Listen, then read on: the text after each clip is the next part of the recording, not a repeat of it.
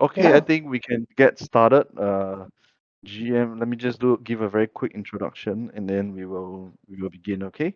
GM everyone, very happy to see you guys back again today. So today we have with us Ashley from Kalypso. Thank you for taking your time out to join us today, Ashley. And also to everyone here, thank you for taking a little bit of time out to join us for today's ecosystem spotlight. Today we'll be diving into Calypso, which is super interesting. And of course, we have with us Ashley, right? So, as always, our cool man Edgar will always be the host, asking the questions. So, the microphone back to you, Edgar, as always, man. Like, let's. Absolutely. Well, thank you so much, Symbiotic. Always a pleasure. Yeah, so for the ones that are just joining in, maybe like let me introduce like the concept of this Discord AMA. Essentially, like this AMA is bi-weekly and it's all about putting the spotlight on people building on top of Symbiotic. And today we have the honor of like welcoming like one of our most important networks by the sheer amount of stake that they are able to gather to their network. Kalypso, represented by Esli, head of ecosystem at Marlin. Maybe like, I guess, Esli, you can start by introducing yourself and explain to us maybe like the difference between what is Marlin and what is Kalypso. amazing. Thanks, Edgar. Thanks for inviting me. Super happy to be here. For everyone who is tuning in, I'm Ashley. I'm part of Marlin. So Marlin is a T-based compute network. So we leverage trusted executed environments for compute. This ensures that any data that you are computing off-chain can be trusted and verified on-chain. So that's what we do. And then Kalypso is a ZK-proof marketplace that we built leveraging Symbiotic. It is a circuit agnostic ZK-proof marketplace. It connects people or developers or roll-ups who wants to outsource their ZK-proof generation to a sophisticated set of hardware providers. And Calypso is differentiated in a way wherein we also leverage the TE network from Marlin to generate ZK proof in a TE, and the matching engine itself runs within the TE. So we can unpack some of those things in the next 30 minutes as we go along.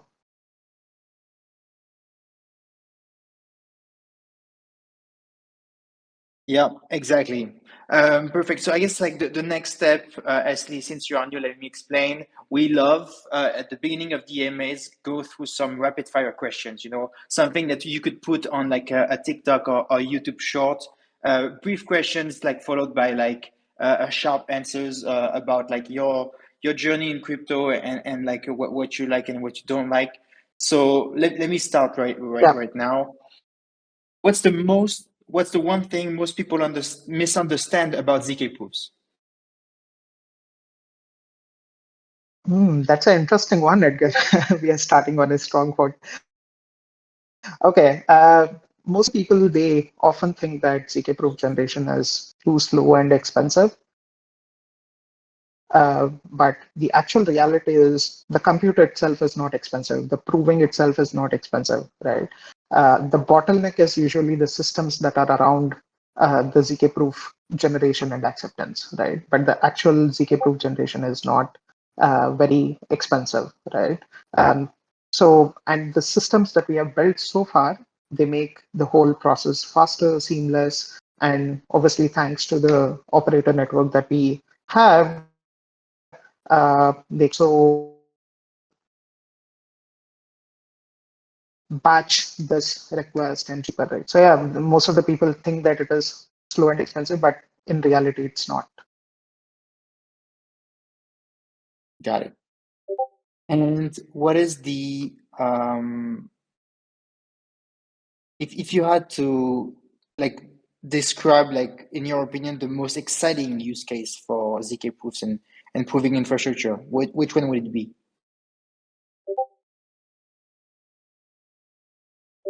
Do you mind repeating it? I just lost you for a bit. What's the most exciting use case for ZK proofs, in your opinion? Uh, I think the whole immediate use case that offers the whole identification. It can be either KYC or KYB. It's a obvious use case, in my opinion. Instead of you having to share a bunch of documents to prove your either your age or your income levels, or uh, from an entity standpoint, you also have to submit financial records and stuff. Instead of that, you can generate ZK proofs and submit it to the relevant authorities, right? So that way, banks and financial platforms, they get all the compliance that they have to maintain as part of the regulatory framework. And for the end users, the whole onboarding experiences becomes super seamless. It goes from being super invasive, wherein you are asking them literally to share everything, versus here you're like, okay, hey, here is my ZK proof. You take it and you verify it, and if everything is good to go, you onboard me immediately. So it becomes a delight factor for both end users as well as entities. Amazing. And if you weren't working in crypto, which industry would you be working in? If not in crypto, I think AI. For me, I'm a builder at heart, so I think AI as a field is something which is very close to me, and I would be still building things, whether within the crypto field or field, and it's all about solving the necessary pain points which can be sustainable in nature. So I think it's always being a builder at heart. What's the biggest loss you've taken on chain?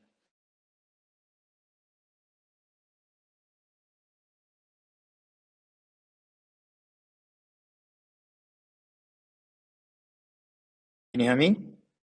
Edgar, I lost you for a bit. Sorry. Yeah, I can hear you now. Yeah. What's the biggest loss you've taken on chain?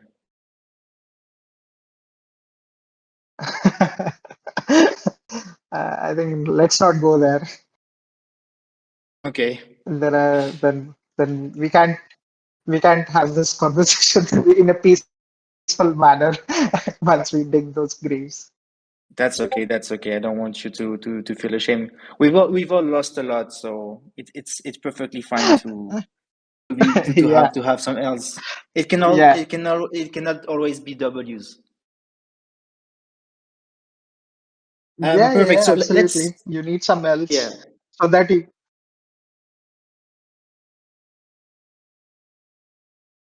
Let's dive into some Yeah, deeper questions let's about like go. Calypso and Marlin. Yeah, maybe if you can like just go and introduce like the origin story behind Calypso and the idea for like a decentralized like ZK proof marketplace. Like we've heard about ZK proof for a long time. My question is like, what is the origin story? Like, when did like the founding team kind of realize that like there was like a problem and to address, and that they were going to address it? Yeah, so actually, Calypso started as more of a personal pain point for some of the team members that we were working with. So they were trying to build a confidential auction platform wherein they wanted to generate ZK proof for end users who are placing the bids, wherein we want to generate a ZK proof that uh, your wallet has amount which can cover the bidding amount that you are trying to bid, right?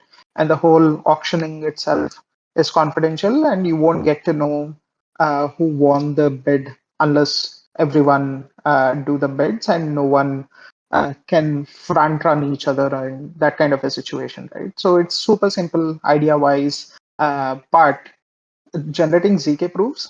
This is like about 2 3 years back, and then it was super simple circuits, but the ZK proof took about forever, right? Especially on mobile devices, that took forever. But on laptop devices, it took about roughly 35 to 40 odd minutes. So the users who were trying to build, actually be part of this auction platform, they were dropping off because either they have somewhere else to go, and no one is trying to sit in front of the laptop and wait for like 40 minutes, right?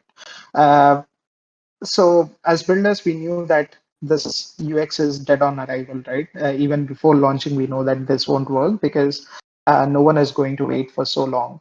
And we know that we need some kind of a specialized hardware wherein you need to outsource the proof generation. But whenever you are outsourcing the proof generation, it comes with a couple of options, right? Either you have a centralized mechanism or you have a overall decentralized mechanism.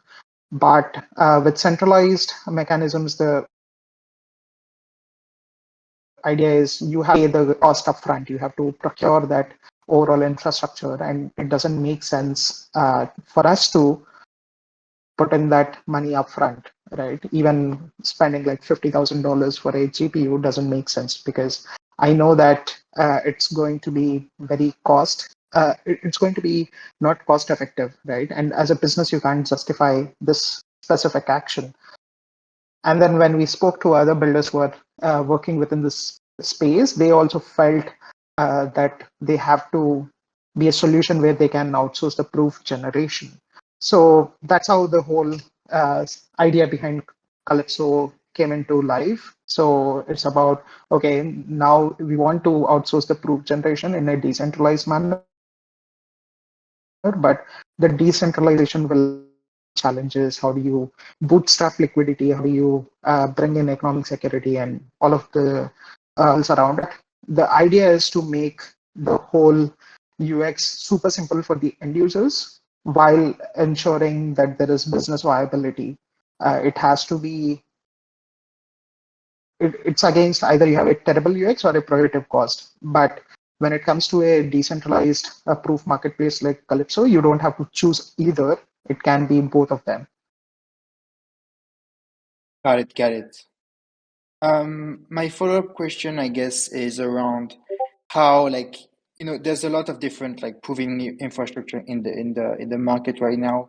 I would love it if you could like map out like the different I guess Yeah, ways to do provings today, and what are the trade-offs that like Calypso has chosen, and essentially like explain like how Calypso works in practice compared to the other ways to do ZK proofs.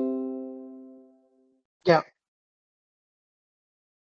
Yeah, for sure. I mean, there are different ways to ZK proof generation, especially on a server side ZK proof generation. So you have like two kinds of ZK proof generation, either on the client side or on the server side. So client side is wherein you are directly generating ZK proof on end user devices. So we are not talking about that because we established that the UX is terrible in that scenario, hence the need for a server side ZK proof generation. But when it comes to the server-side ZK proof generation, there are different approaches that you can take. Either you can take a centralized approach or a decentralized approach. We went ahead and took a decentralized approach. It's a permissionless market. Anyone can come and join the market and start generating ZK proofs. That's one. And the second thing is we took an approach of a marketplace model. And within that marketplace model, we took an approach of uh, going ahead with a order book based exchange kind of a approach, because every end user already to a certain extent is aware of exchanges and how order books works. So what we realized that is going ahead with the order book approach will help us scale the platform in a much more stronger manner, wherein we can incentivize operators and also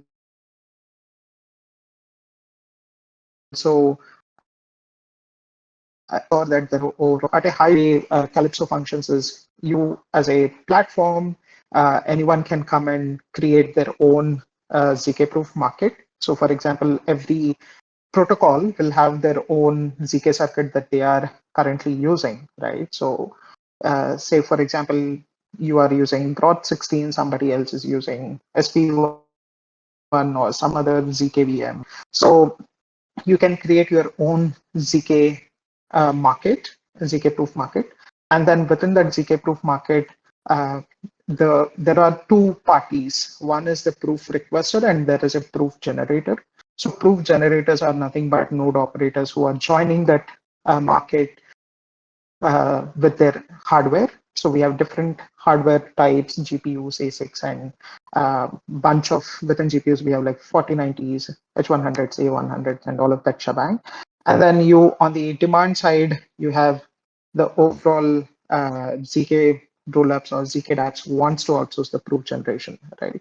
So you have a demand side, you have a supply side, and then in between all of this, there is a matching engine. So the matching engine takes the request from the proof requester or from the demand side and finds the best suited supply side operator and then match them. So the matching happens based on the time to generate the proof, the cost to generate the proof, and your historical reputation in terms of whether you have missed any proofs in the past or not. So if you're starting at a base zero level, most of them won't have any prover reputation. So it doesn't matter. Then it depends on how fast you can generate the proof and at what price. So essentially boils down to that and how the overall market structure works. Got it, got it. And so if you had to like map out today the different types of use cases, the different types of applications that are using Kalypso's product to outsource proof generation, what would you say are like the three main use cases or the three main like applications? You don't have to name any like specific customer, but maybe just by use case Yeah, or narrative, I guess. yeah, yeah. So one is the overall AI verification is one of the things that we are working on, wherein you want to ensure that the AI models that you're using are the underlying AI models and the underlying weights and everything are as expected. So we generate AZK proof against that. So that is one. The second one is the overall, we work with, for example, we recently started working with protocols, building their blocks. These are like L2 rollups who wants to generate ZK proofs, and then we are submitting the final ZK proofs to them in a high frequency batch based manner. And then the final one is the mobile one, and they want to generate ZK proofs at scale.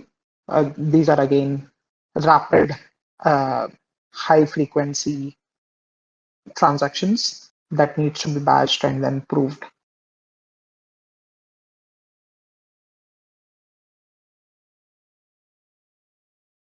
Got it. Got it. No, it's definitely like super, super interesting. And I guess like my follow-up question, and maybe the main reason why we are here today, can you just touch upon your use of Symbiotic, and especially like why like crypto economic guarantees like really like are critical for ensuring the performance of your solution, and how like the I guess the slashing primitives of staking fit your model.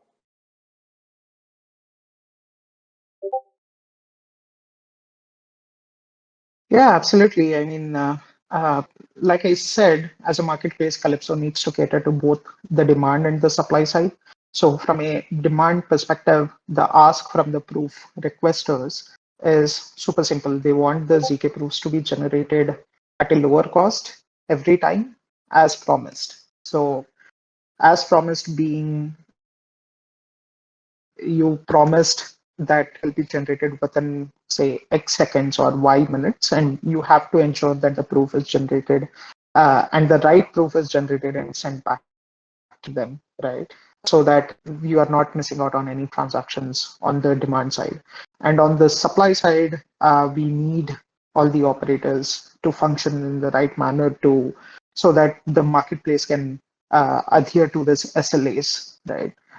This is where crypto economic security comes into picture, right? It ensures that proof generators or operators are not only accepting jobs are only accepting jobs that they can deliver and do it in a reliable manner, right?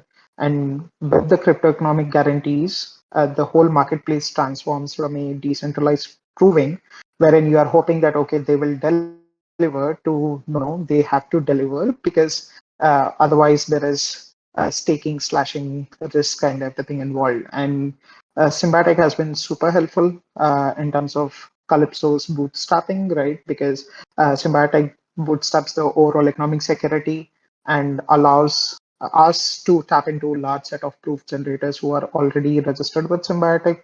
And the whole staking and slashing mechanism, it ensures that the proof generators, they always deliver on their promise. And if they are unable to deliver their promise, obviously there are going to be certain consequences for them in terms of their reputation, the staking, the slashing getting involved, and everything.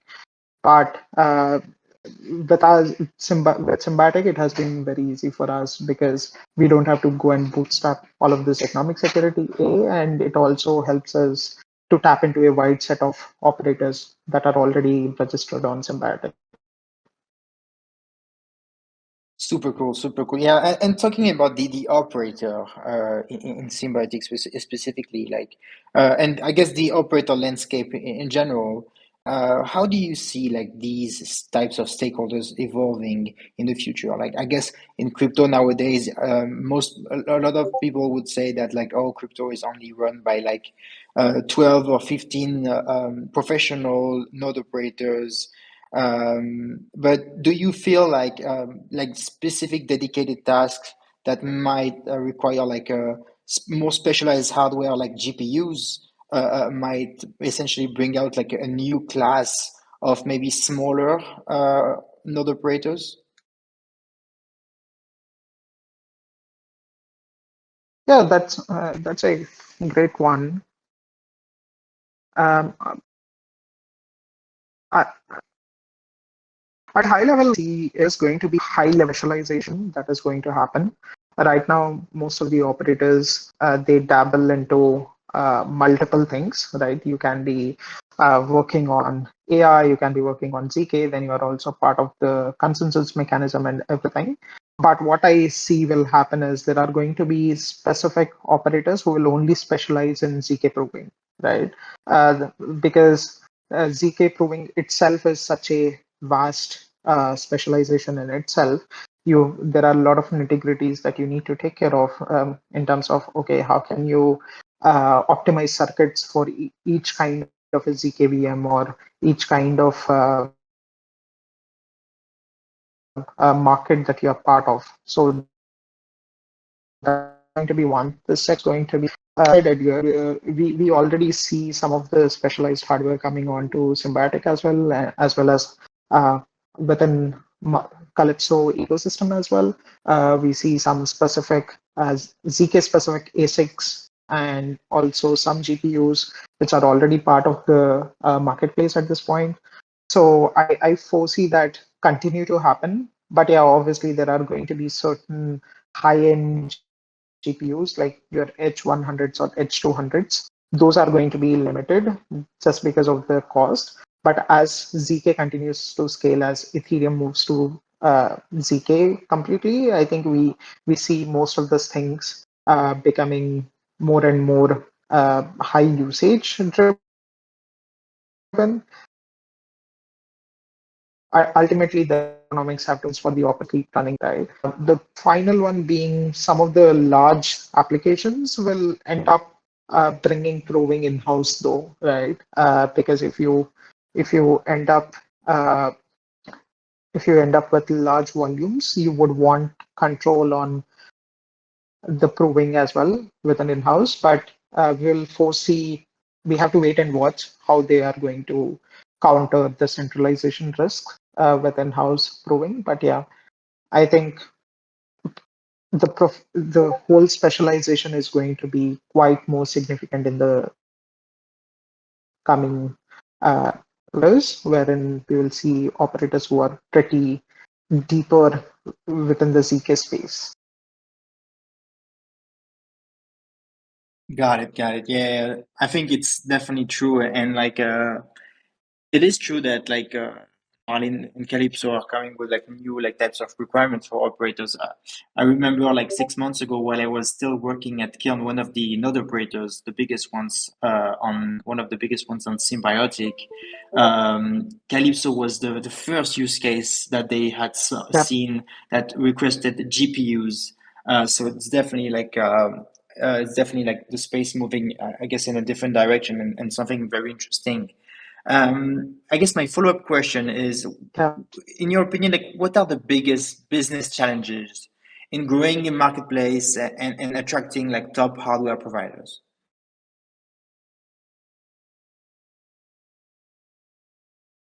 Yeah.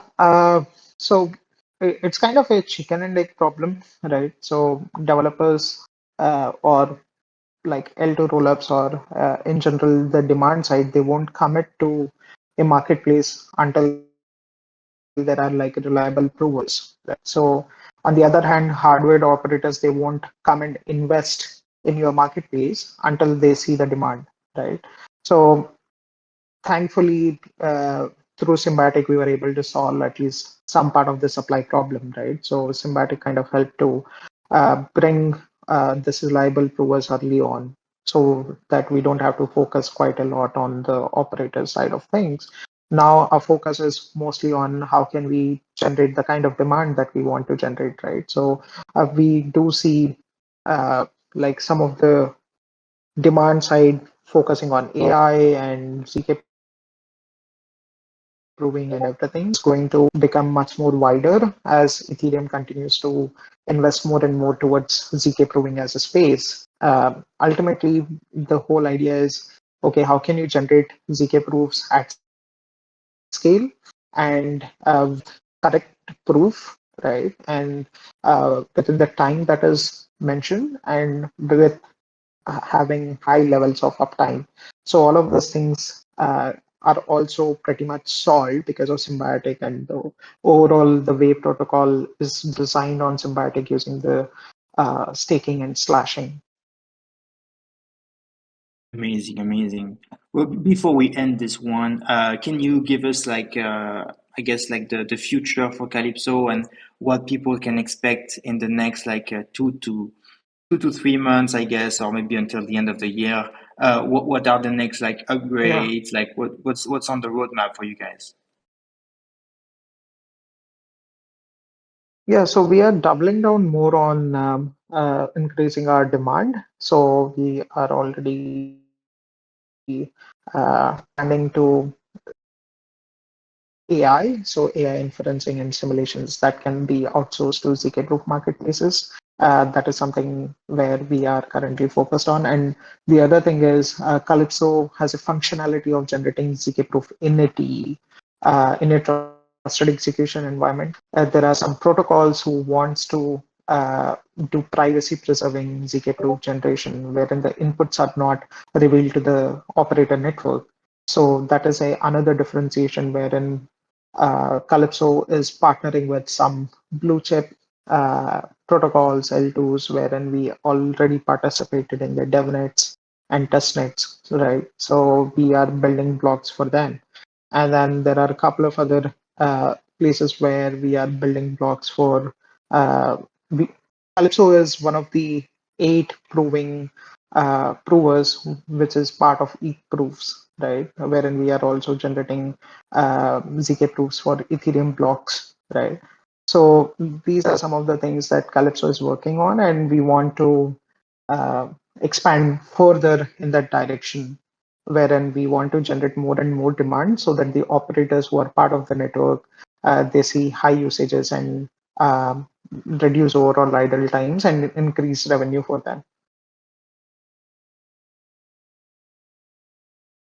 Amazing, amazing. Well, was a great set of question and answers. I will pass the mic back to Symbiotic.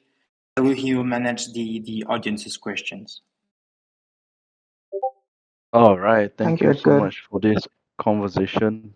I think what you guys covered really is for the big brain guys, to be honest. So my first question personally, like if you were to break down Calypso into a very simple term, just for the sake of our audience who may not be as I would say, high level as some of us here, how would you break it down into like really simple terms for them in that sense?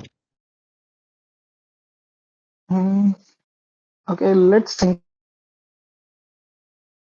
of as four. Probably right. One, you have like pit crew chiefs who are specializing. They coordinate all the efforts, right? The pit crew chief is the one responsible for ensuring the success of the team. So, and within the F1 team, you have different kind of drivers. Some can be very fast on straightaways, some can be very fast on the corners. So you have different kind of drivers, and then you also have different kinds of teams as well, right? You have teams that are focusing on electric engineering part of it. Then you have teams focusing just on the aerodynamics part of it and everything, right? So all of these components needs to come to give you a win at the race. So Calypso becomes the orchestrator of everything in between. And then you can think of all of this independent moving parts as the proof generators, right? Who are working together to generate a proof and invest time and in the best manner so that you can deliver the best possible experience for your audiences, right? So that's how I could think of what Calypso can do. Awesome. Thank you so much. I hope everyone has understand a little bit more about how Calypso can be like. So my next question for you, also another personal question is, because I'm a community guy, right? So as a community, as a retail user who comes in and look at Calypso, and then they're like, okay, what is Calypso all about? How does one actually get involved with helping out in terms of like the community building or maybe like just participating in Calypso itself?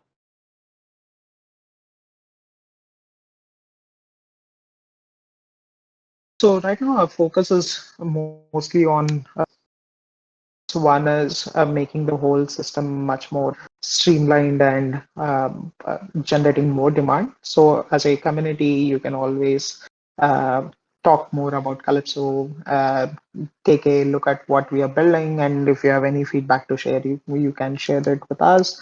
That's one. And the second way to get involved is obviously if you're a developer, a threader or a meme guy, go pub right? So you can always learn more about what we are trying to do, and you can always figure out ways to add value, right? Ultimately, you need to add value. That's all I can say. Is there like an existing like Discord or I would say Telegram that users can actually join in to find out more about Calypso and also to like join in the group to yap together in that sense? Not yet. Just look out for those announcements on our X. It's Calypso Prover. At the rate Calypso Prover. Awesome. All I've our I've updates. dropped the link in the chat. Yeah, awesome, awesome. That's a very deep alpha there. Thank you so Amazing. much. Okay, Thank you, Symbiotic. yeah, no worries, man. Okay, now let's go to the real community questions, which I've picked out a few. One from Jenny123. She asked, could you share a little bit more about the incentive mechanism for proof operators in Calypso? Absolutely. So there are, at a high level, there are two kinds of incentives today for proof operators. So one, whatever the proving cost, which will be paid by the proof requester, that will be passed on to the operator as it. So if it cost about $1 to generate a proof, a proof requester is willing to pay that $1. That $1 goes entirely to the operator. Today there is no commission, nothing. That is, we have kept it to zero since we want more people to start using the protocol, right? So that's one. And the second one is there are also Calypso points which are distributed. Then the operator has an option to configure a certain commission rate. So if the commission rate is say 20%, 20% of those points goes to the operator and the remaining points goes back to the vault from where the economic security is being shared to the operator, right? So at a high level, it's a mix of actual USDC that gets transferred to the operators along with the Kalypso points, which gets distributed between the operators and the vault based on the percentage set by the operator. Awesome. Thank you so much. I hope this answers your question, Jenny. Jenny, I think you may be interested to become a proof operator. Maybe you can get in touch with Ashley after the call. Yeah. So for the next member, Frostic, he asks, how does the integration of Symbiotic's restaking mechanism with Kalypso's T-powered ZK-proof marketplace address potential centralization risks in proof generation? And what specific operator incentive? Okay, the incentive part you have just mentioned. So maybe just we can just talk about the potential centralization risk in proof generation.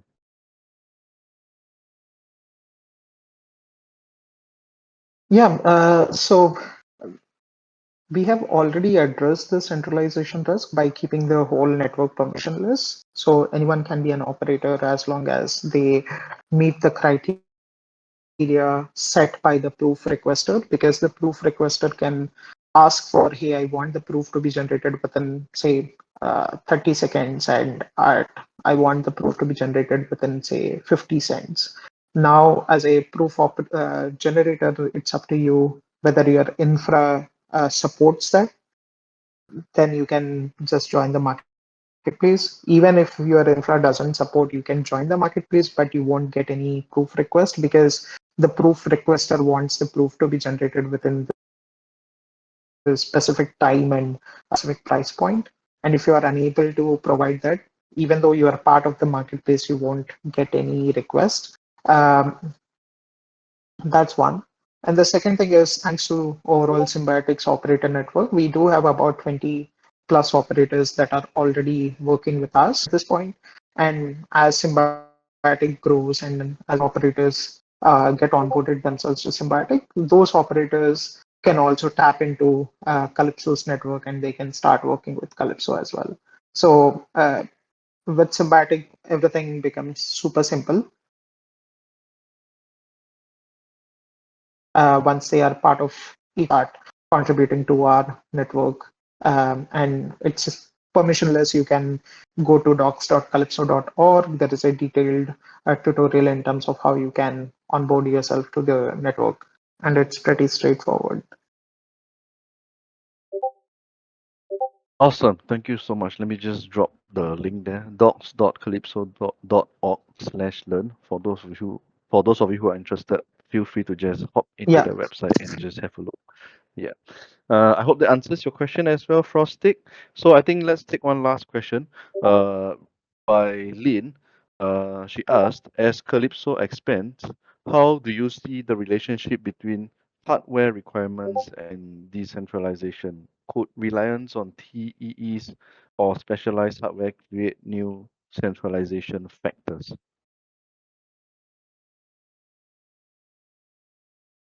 Yeah, I mean, that's a good one. I don't think centralization will be an issue, especially in case of a network like Calypso, right? And thanks to being part of Symbiotic, the chances of that happening is super slim, right? If we were bootstrapping it ourselves, then it would have been a major headache to bring the kind of operators and find them and operate onboard them and everything, right? So all of that, those things are taken care of in a much more streamlined manner. That's one. Obviously, there are going to be some specific use cases where there is a risk of centralization. For example, if there is a circuit which requires H100s only, and then if there are only 3 or 4 operators who are having access to H100s, then there is a risk of centralization there. But again, as circuits get more and more advanced, what is going to happen is not everyone is going to use super heavy circuits. There are going to be about 80 to 90% of the use cases can be managed with light to medium weight circuits, where the chances of centralization is zero, almost zero, right? But there are going to be certain use cases, 10 to 20% use cases, where the circuits are very heavy, where you need super specialized hardware. Their chances of centralization are there at this point.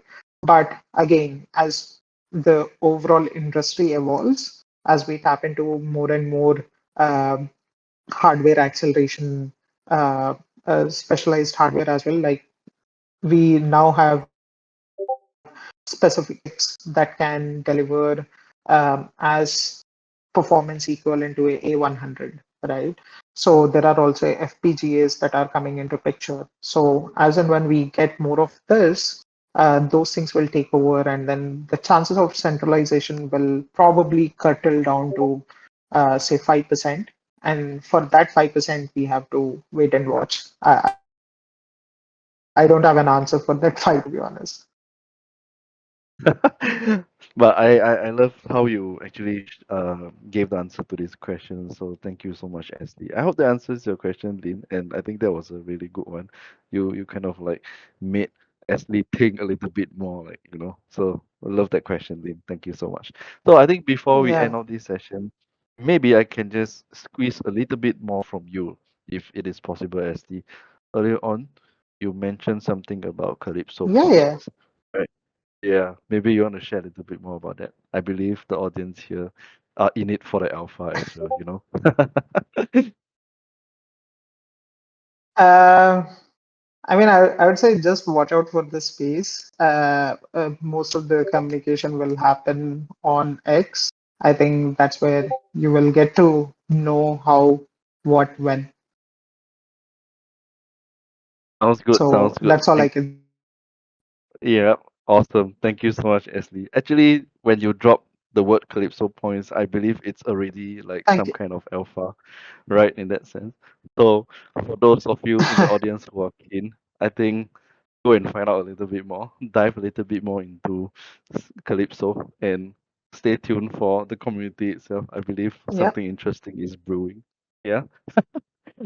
Here I am, soft shilling Calypso for you as Thank you, well. Saturn. No worries, man.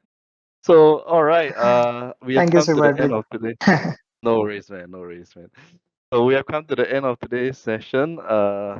Edgar, do you have any last thing to share with the audience yourself? Nothing special to share except that we're extremely thankful for Kalypso to be building on us because it's like a great use case, and I think it's like a great example of the value that Symbiotic can provide to protocol builders. Thank you, LC, again for coming on the AMA. It was great, and yeah, to the rest of the audience, I guess. See you in 2 weeks for the next one. Awesome, awesome. And similarly, thank you, Edgar, Ashley. thanks for Thank you, having me. Edgar. Great set of, Questions, right? Appreciate yeah, it, man. thank you. I really enjoyed. Awesome, awesome. All right. Thank you, Ashley and Edgar, for taking time out of your busy schedule to join us today to share this alpha with the audience. And also thank you to the audience, 200 plus of you here today. It's a really big crowd, and I really appreciate everyone here for tuning in as well. I hope everyone enjoyed today's session. I'll see you guys in 2 weeks' time. All right. So cheers and peace out. Have a great week ahead, guys. Thank you, Ashley, again, once again, and thank you, Edgar. I hope you guys have a great week ahead as well. So I'll see you guys really soon. All right.